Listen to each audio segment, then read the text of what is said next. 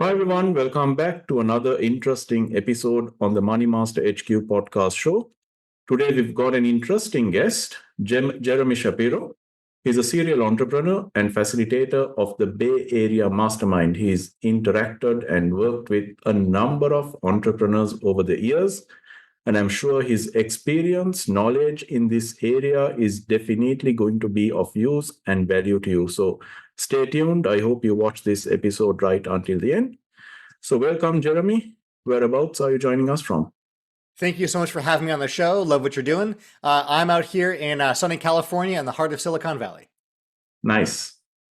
Tell us how you got here and how has your experience been in this area? Yeah, so I've been an entrepreneur my entire career. I started off, earliest businesses in childhood and all, but my first real business was in high school. And by real business, I mean, multiple clients, cash flow positive, building out a team, and so on. And that was over 25 years ago. And I've since spun off many additional businesses, and everything has always been in the service of fellow entrepreneurs and helping them to move towards entrepreneurial freedom. What really inspired you to become an entrepreneur at a very young age? Yeah, I've always loved the idea of entrepreneurship. I think I'm professionally unemployable as well. When you're an entrepreneur, you're used to having an idea, wanting to do something with that, and then being able to freely execute on whatever ideas you have. And I think, us entrepreneurs, there's really three important things that we go through these checkpoints, as it were, right? The first is that we see opportunities. We see gaps in the marketplace. We see something that's not quite how we'd like it. And then we realize we can do something about it. So we see the gap. We also see that there can be a solution to that problem in the market, right? Most folks might not see a problem or might not think of a solution for it, but us entrepreneurs do. But the third piece is the most critical. And that's what makes many of us successful entrepreneurs. And that's that we execute on the idea and we actually do something about it. So since very early on, I've always, seen those opportunities that exist in my own businesses or in the marketplace, thought of solutions for how to solve for those, and then most importantly, actioned that and, launched a product and business and so on. There's this debate that's been there for years, in fact, whether you could train somebody to become an entrepreneur or whether it's in their body and in their DNA from birth. What's your view on that? I think it's something that can be nurtured, right? So, as we've had kids and have been raising our kids and all, instilling a sense of curiosity, I think is really important. Instilling a sense of, being able to solve problems and find solutions, I think is really important. Encouraging one to speak their mind and debate something or question the status quo, I think is really important. And these are all traits that us entrepreneurs have, right? Again, we see an opportunity. We realize we can be problem solvers. We get curious about it. We try things out. We're not afraid of, quote, failure, right? We see these as learning opportunities. So I think when we instill these things in our kids, we're setting up that next generation to be able to spot problems, find solutions, and then do something about it. And that's so, so important. Jeremy, I'm a firm believer that success is not the key to happiness, but instead happiness is the key to success. So how do you believe entrepreneurs can achieve the happiness as well as the freedom they envision when starting their business? I know you've commented on this a lot on a number of different podcasts. I'd like to have your view on this show as well. I love how you frame that duality, right? And sort of flip that around. That's beautiful. So I see again and again in our mastermind groups and with clients that entrepreneurs have a lot in common, right? Regardless of your business, no matter how much of a special snowflake you might think you are, there's a lot we all have in common. And one of those things is, as an entrepreneur, we always see the mountain in front of us of things that we need to do, right? Because we have ideas and we write things down. And so there's always things we want to get done. It's really easy to lose sight of all that we've actually accomplished. So one of the really important things that we do in our mastermind groups is we take stock of that. At each mastermind group during the hot seat, our members share the big accomplishments over the past month of what they've gotten done, because it's really easy to lose sight of that and just see the never-ending path ahead, right? And around each mountain peak is the next highest summit that you didn't know was there. So I think if you're focused on this idea of when I hit something, a certain milestone, I'll be happy, that's going to set you up for failure, right? Instead, to your point, if that happiness instead is what drives you forward and you're happy regardless of there being a success or a teachable moment, that can help you to move forward regardless of seeing the next summit around each corner. Thanks for sharing your views, Jeremy. Now, moving on to my next question, and before I ask you the question, just some context. So, since we've got a lot of business owners following this show as well as Money Master HQ, we find that a lot of business owners work in their business rather than on their business, if you get what I mean. So, Peter Drucker once said, time is the most scarce resource, and unless it is managed, nothing else can be managed. So, from your experience, what are some practical steps business owners can take to regain that control of their time whilst they look to scale their business? Oh my gosh, you and I could do a full day workshop on just that one question. That's great. A good friend of mine, when I was much younger, we were starting a business together, and she had, I thought, a really great piece of wisdom. And she said, "Look, you can always make more money, but you can never make more time." Right? And I always think about that in terms of, as each moment goes by, how are we choosing to spend that time? Are we just doom scrolling on a phone, right? Are we spending time complaining, right? Are we, stressing out about all the things that could go wrong, right? These aren't really great ways to spend our time, right? So let's be intentional with how we spend our time, whether that's with family, in our community, becoming a better version of ourselves, growing our business, and so on. We can choose how we spend that time. Now, just because we can doesn't mean that's what we do. And so often I see with business owners I work with that their time is not being spent in the best way it could be within the business, right? So as a small business owner, like maybe if you're a solopreneur or just starting to build out your team, you're going to be wearing all the hats in your business. You're doing all the things. And that's okay because you're just starting out in your business. But how do you grow your business if you're stuck doing everything in the business? So when we talk about working on the business versus working in the business, this is the differentiation, right? The work in the business is the work of the business. It's the things you do that make the business money, that keep it running, right? So let's say you're a plumber and you start a business doing plumbing. Well, when you're actually out there, wrenching and sending out invoices and, getting estimates to new customers and all, that's all the work in the business, okay? But when you step back and you work on your strategic marketing, when you lay out the visionary work, when you create systems, when you're hiring, those are all the things you do that are working on the business so that you can work less in the business. A great exercise that our listeners that you guys can do is if you haven't tried, keeping a time log or a time diary, it can be really insightful. So all you do is you take out your phone or your alarm clock, whatever you have, and set it to go off every 10 minutes. And as soon as you get that little ding, ding, ding, ding, ding of your alarm going off, write down what it is you're working on.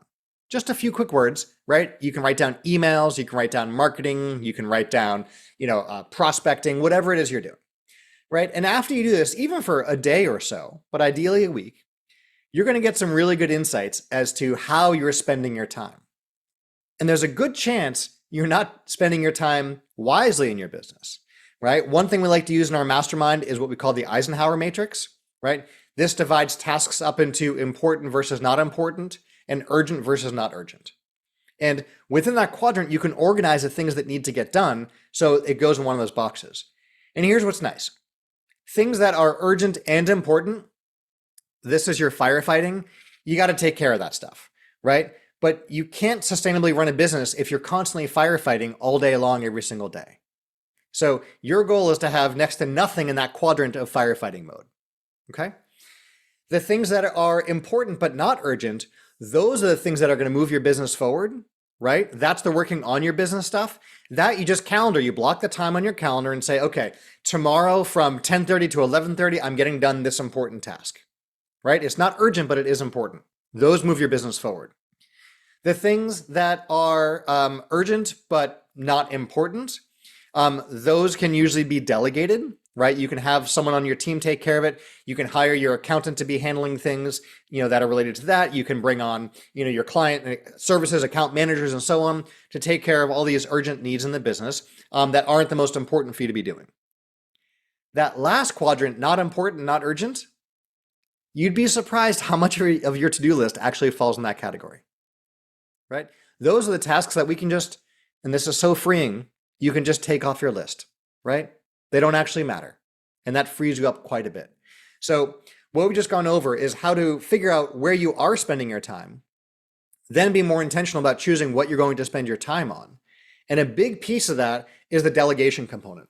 Working on your business often comes down to creating the right processes and then bringing on the right people to run those processes. That's how we gain our time back to work on the more important things on the business or to do things outside the business.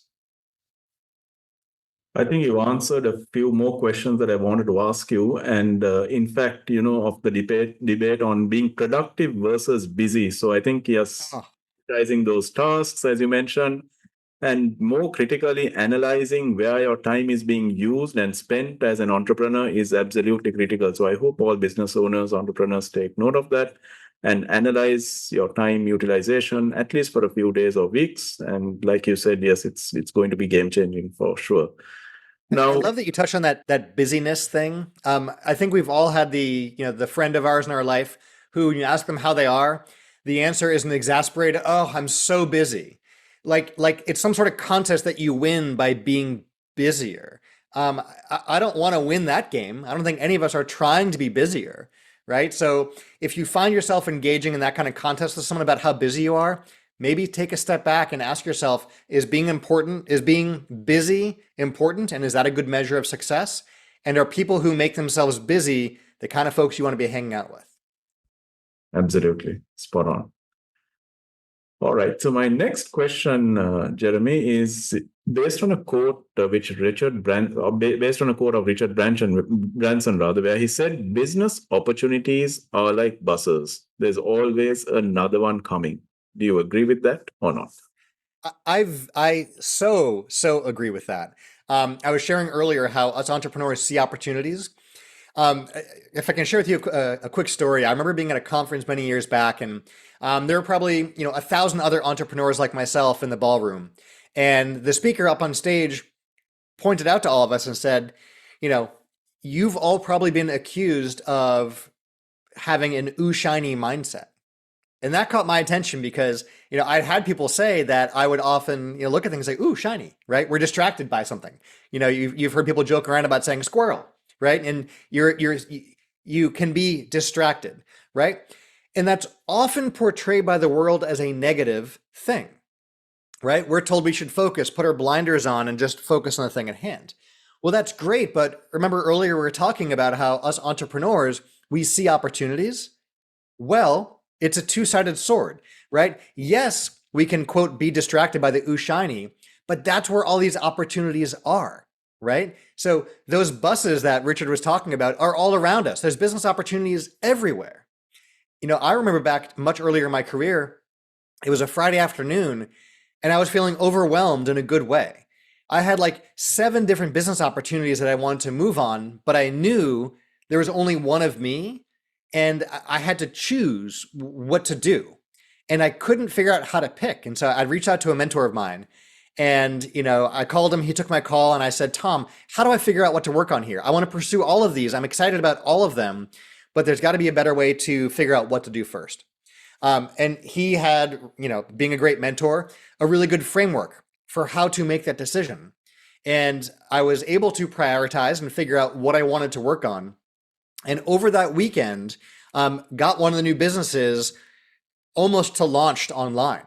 And, we're going back here 20 plus-ish years when, getting a website online and all that stuff wasn't just, a few quick clicks and a drag and drop.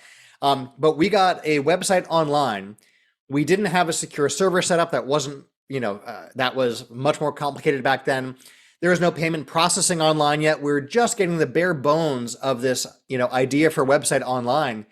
And to this day, I still don't know how, but people were finding us.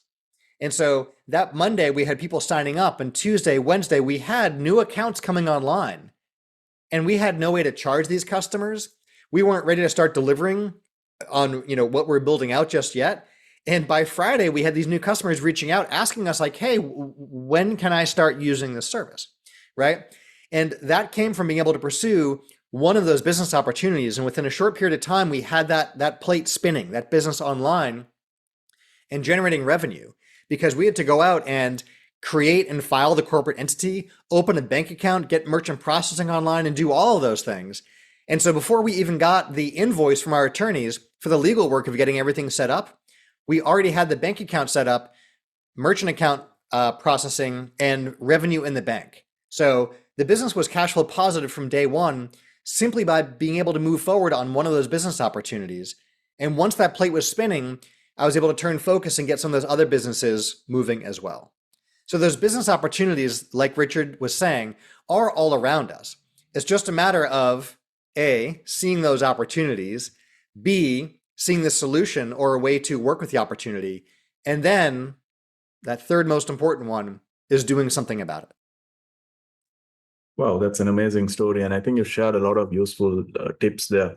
But not all businesses are cash flow positive from day one, isn't it? And a number of startups go through that very difficult phase in the first few years. So, and most entrepreneurs give up during this period where they're almost just close to, achieving that next level and breaking through to achieve profits and cash flow positive and so on. So, I mean, you've worked with a number of entrepreneurs, you've associated with a number of them, you've seen their questions, their problems. How would you, answer or advise a young entrepreneur looking to, get through this stage, Jeremy? Yeah, so all of my businesses have been either cash flow positive from day one or entirely self-funded.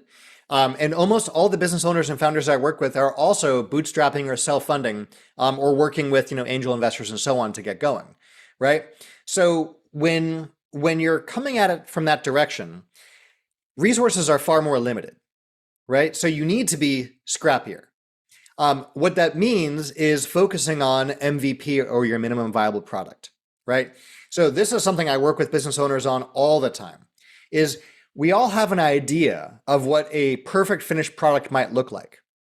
We all know what we want the finished best version of it to be, but that's not the first version we ship. And so a lot of times what I'm encouraging our members in our founders group and our mastermind group to do is to figure out what is the earliest, smallest version you can ship that will deliver value to a customer to the point they'll pay you, right? So if you can pre-launch your MVP, customers can pre-purchase what you're creating, and now you have money from your customers and you have an obligation to follow through on what you said you delivered to them in as short a time as possible. As soon as you start delivering that value, you create this snowball effect. You've now delivered value to your new customers in the form of your minimum viable product. They're also now giving you early feedback on what can make it better. That helps to determine your roadmap, which helps you to get more customers, which helps to fund more development and so on. And the snowball effect goes forward, right? Now, look, certain industries this doesn't apply to. If you're working in, pharmaceuticals, right? There's a much longer timeline here to develop. MVPs don't as much apply there. But for most of us, whether it's, getting your book out there, right? Getting your online course done, creating, a software product, creating a SaaS platform, getting a service out there, if you're in the services space, any of these things, there is an MVP version of what you want to offer that you can start selling today, start generating revenue today, and start finding out what your prospective customers will actually pay for. Because forget what focus groups say, forget what people tell you they will do. The real vote is with money. When someone goes out and actually buys from you the thing you're creating, that is validation that you've got the right idea and that your product has a fit in the marketplace.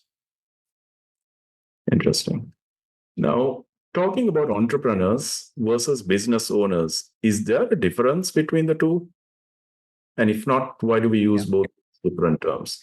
So the big differentiation that I like to make is, for our listeners, if you haven't read Robert Kiyosaki's Cash Flow Quadrant, he lays this out beautifully, right? So the 4 quadrants that Robert covers in his book are, the first one is E, you're an employee, right? You're working for a company, you've got a job. That's great, right? Then we move to self-employed. That's really where we cross over to creating a business. All the way across this quadrant, across this massive chasm that's just the same size line, is business owner and then investor. So, what is the difference between being self-employed and a business owner? Well, there's a little litmus test I like to use. So for our listeners, if you close your eyes for a moment, not if you're driving, but if you imagine for a moment that if you stepped away from your business for a day or a week, maybe a month or a quarter, right? When you come back to your business, and when I say step away, I mean like no email, right? No Slack, no text messages, nothing, no contact, right? You totally step away from the business. When you come back a day, week, quarter later, is your business the same as when you left it? Is it better than when you left it? Or is it a dumpster fire and you're out of business? For most everyone, it's the latter category. Some people can't even imagine stepping away for a few hours from their business, right? That is not sustainable. That's going to lead you to burnout, right? You can't scale that kind of business if you can't step away for even a moment, right? So how do we get you to be a business owner? Well, that comes back to what we covered earlier. You create the right processes and systems, and you hire the right people to execute and run those systems.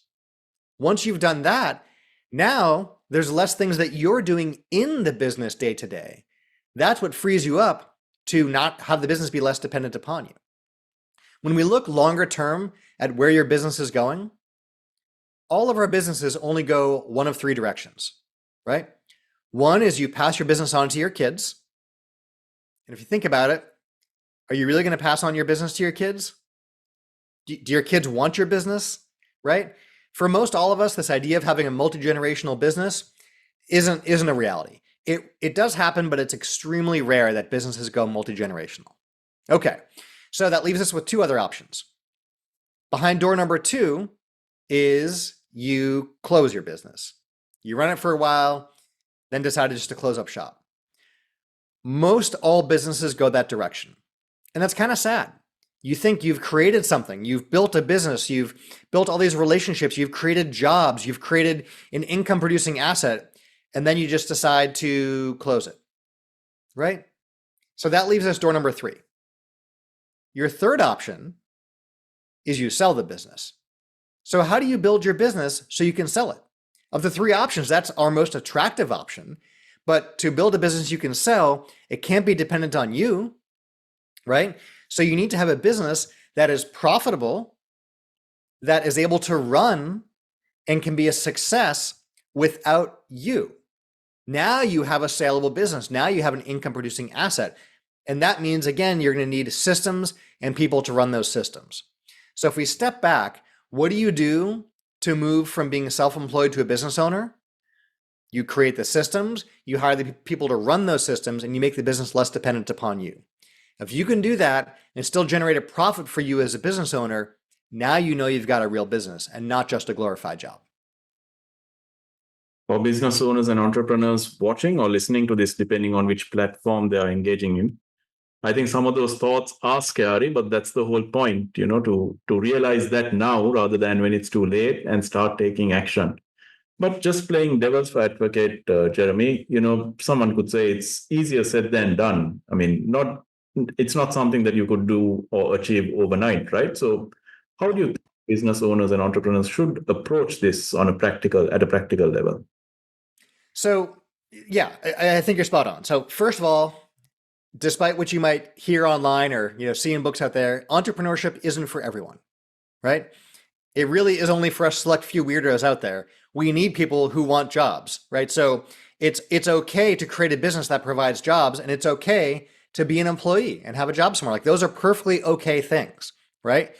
So if you do want to be an entrepreneur, and if you do really want to have a business, we need to recognize, first of all, not every idea that we have is a good one, right? We also can't know if every idea will be a good one until we do get out there and try it and start doing it and see where it goes. So if your business idea and the way you're running things can't scale to the point where you're a true business owner, that may be okay for you. Maybe having a lifestyle business that's dependent upon you is okay. right? But that's a choice. That might not be the business that you scale or the business that you sell. And if that's okay with you, there's no judgment. That's fine. But if you do want that entrepreneurial freedom, if you do want to have a say over how you spend your time, if you do want to be able to step away from your business and go on vacation or sell the business and so on, well, that's a different conversation. I often find there's a few different blocks that will prevent someone from crossing that chasm over to being a business owner, right? Most of them are mindset related, right? And rarely, but sometimes it's it's just the business model doesn't scale. But that's not so often, right? It usually comes down to mindset. So first of all, do you want to build that business so you can step away? Sometimes I talk to entrepreneurs who love doing the work in the business and they can't imagine not doing the work in the business. So they want to be on the front lines all the time. And if that's what's thrilling for you, if that's what's engaging and that's what's fulfilling, then go for it. That's okay, right? Mindset wise, I know sometimes folks want to cross that chasm, but they can't, right? It's not a willingness issue. It's a matter of having a few limiting beliefs, right? One of those limiting beliefs is this idea of perfectionism, right? If you feel no one can do the job you do as well as you can, that limiting belief is going to hold you back.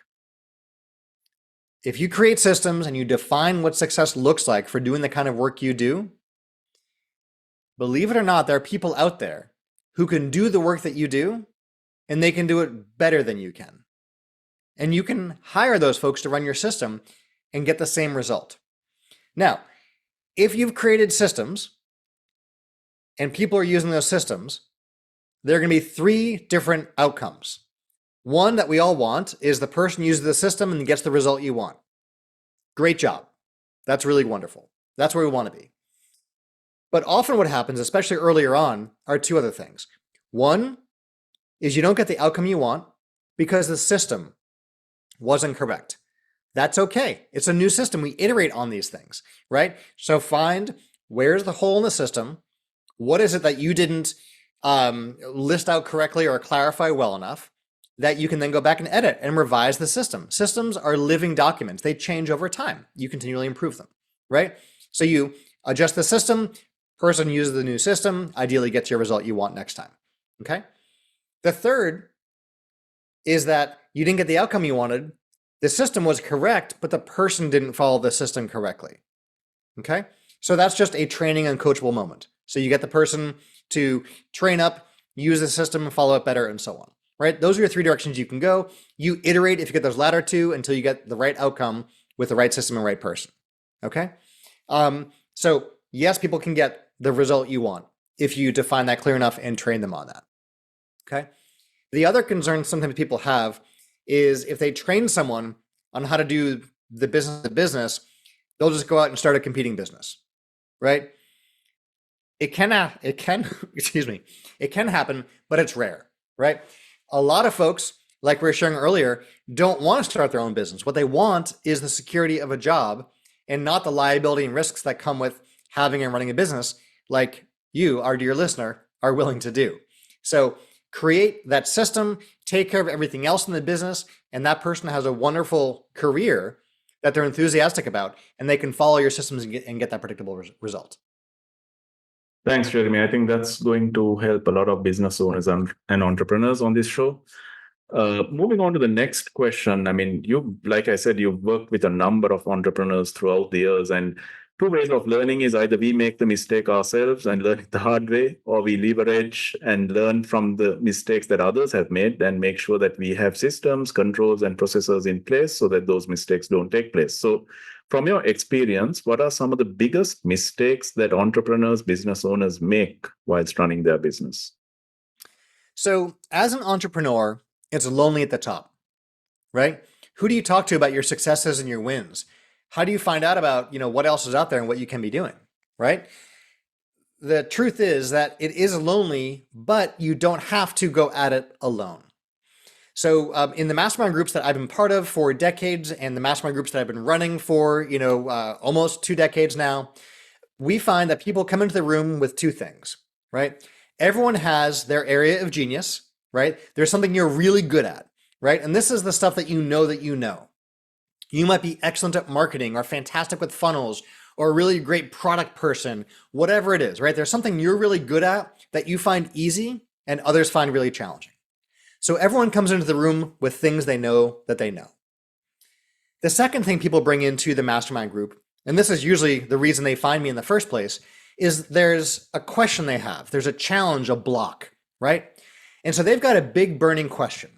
There's something that's keeping you up at night that you keep thinking, if only I knew how to solve this thing, or if only I found an answer, I could get unstuck and move forward in my business. We've all got those. So your big question that you have for the group, this is the thing you know that you don't know. And when you know you don't know something, you can search online for answers, right? You can ask a friend. You can seek out mentors, consultants, and experts, right? You can go read a book or take a course. You can get answers to questions when you have a question. Great. So we have people who come and test drive our mastermind and join us for the day to see what that's like. And they bring in what they know, and their big question of what they know they don't know. But the biggest ahas, the biggest mindset shifts, the biggest pivots, the biggest best ideas for new businesses, all the growth I see that comes from our mastermind group, from our members, is not in those two categories, but this third hidden category. And that are the things that you didn't know you didn't know. So how do you find out about what you don't know, right? That comes from intentionally surrounding yourself with like-minded individuals on a similar journey who are also seeing success in their own way. So in our mastermind groups, when you're surrounded by other business owners, they also have successful businesses. They have teams. They are scaling and growing their business. They have proven sales channels and they have products and services. They have revenue, right? So they're also winning at this game of business, but differently than you are. And they're facing challenges that are different than yours, right? And so during each member's hot seat, when they're sharing 4 different topics, right, you can learn so much. People come into our mastermind groups thinking the value they'll get from their day with us is during their own hot seat. But really the biggest value is during everyone else's hot seat when they're sharing those 4 topics in their business. That's where I see all the notes being scribbled, those big aha moments, all right, the smile go across the face, the light bulb going off, right? That's where everyone gets the big game-changing ideas for their business because they're learning about things they didn't even know they didn't know about. They're gaining knowledge that they couldn't have sought out because they didn't even have the questions for it because they didn't know they didn't know. Wow, that's gold, Jeremy. Thank you very much for sharing those nuggets. Now, let's talk about some of the work that you do and some of the masterminds that you manage. Are these in person or are these virtual masterminds? Would you be able to give some? Yeah. So before the pandemic, we were always in person. And then suddenly with the pandemic, we shifted to a Zoom model. You know, at first we thought very short term. But what we found is that once we had a virtual option available, we were getting people from around the country and even around the world who were finding the Bay Area Mastermind and getting involved with us. And then even as we came back to in person, we still had local folks and people from around the world who really enjoyed being able to attend virtually. Some folks travel in now and then, others only attend virtually, others are always in person.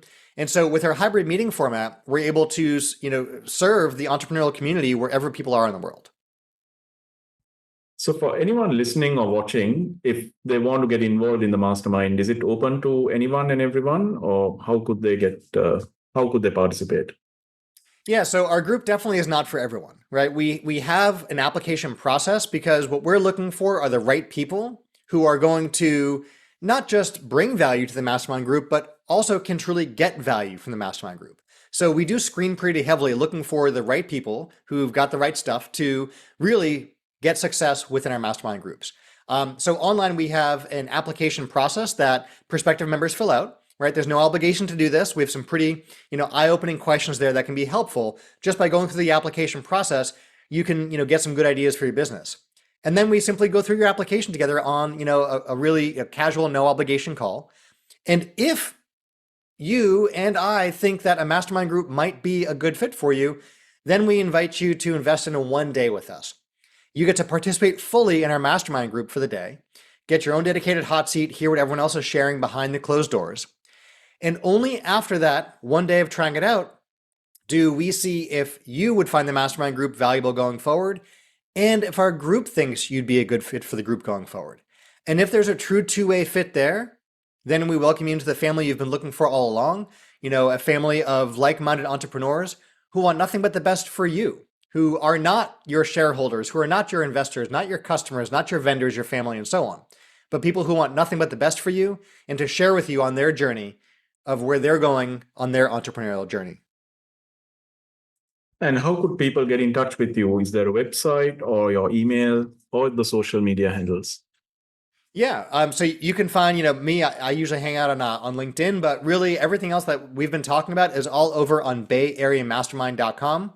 You'll find out how how to run a good hot seat, how to start a mastermind group, how to find a mastermind group near you. You'll see our mastermind test drive application process is there as well. And also I have a ton of content of stuff we've written over time on the topics we've been talking about, on our call today. And so all of that is at BayAreaMastermind.com. And if it seems like a mastermind group might be, of interest for you, I'd invite you to fill out an application and we can see if a mastermind group is a good fit for you for where you're at. Thanks. So yes, all those links should appear on the screen right now. So please visit the site and I'm sure you'll find this useful. I mean, Jeremy is a very experienced campaigner when it comes to masterminds, and that's what he does for a living. So I think you're doing a great job, Jeremy. I really hope you're able to achieve more and more. But just before we end, one final question. I mean, we all talk about a lot of serious stuff when it comes to business, entrepreneurship, and all of that. But how important is it to break away from this serious stuff, take a break, relax, and come back stronger? So, what are some of the hobbies that you like? Oh my gosh! So I'm a big believer that your businesses are meant to support the life you choose. You're not meant to work 90-hour, weeks, 8 days a week. That's just not sustainable. So for me, the most important part of entrepreneurial freedom is optionality, is choosing how to spend your time, what you're doing with that time, and who you spend that time with. So for me, my family is hugely important. I spend a ton of time with my family, taking care of them, adventuring with them, traveling with them. I'm also an avid cyclist, so I'm out riding quite a lot. A road cyclist for those of you who are curious. And, I enjoy riding unreasonably long distances to really good craft coffee. I'm a craft coffee fanatic, so I really enjoy that. And just spending good time with friends, on adventures. We just came back from 9 weeks of travel over the summer, which was really fantastic. Just had a wonderful time with the family, exploring quite a lot. And, now that we're back into the school year and everything else, that's great. And, I take off quite a fair amount of time for adventuring, cycling, travel, and all that. I also enjoy cooking. So you'll find me cooking quite a lot for the family and friends too. Wow, lots of passions and hobbies. Interesting. So, Jeremy, I know we can talk hours and hours, or if not days and days on this topic, but I know we're almost at time. Any final thoughts? We discussed a lot today, but any final thoughts that you'd like to leave our listeners or those watching in with? Yeah, two things just from our conversation, sort of top of mind. One is just to remind our listeners about MVPs, right? Whatever your idea is, find the smallest version of it you can that will bring value to your prospective clients and ship it. Start selling it. If you can't sell it, then you haven't found your right market, your right message, or your right MVP. Tweak those until you find those have alignment. Then start getting revenue from your prospective customers, iterate on the product, and continue that snowball effect. You can do it. It doesn't need to be perfect or your finished product. Get something out there to prove out your idea. And then the second thought from our conversation is this idea that entrepreneurship is not a journey you have to take alone. Go along with others on this journey, right? Others who are building their own businesses and seeing success in their own right. Surround yourself with like-minded, growth-focused individuals. Find a mastermind, connect with others, and go at it as a team. Allow it to be a team sport where you're all seeing success and sharing in those wins and those challenges every step of the way. Thank you so much, Jeremy. This was indeed a very fascinating discussion that we had. I know probably we could have another episode as well sometime in the future. There's so much that we could discuss in this space and area. So thank you very much for coming in. I certainly did enjoy this discussion, and I hope our listeners did as well. Please share your thoughts, comments, follow the channel Money Master HQ on YouTube, Spotify, on Amazon, and all of these platforms. So there'll be a number of future episodes that will be released as well. And I really hope you did enjoy this session. And please share your comments. Thank you very much, Jeremy. Thank you for having me. This was a ton of fun. Absolutely. It's my pleasure. Thank you. Have a good day.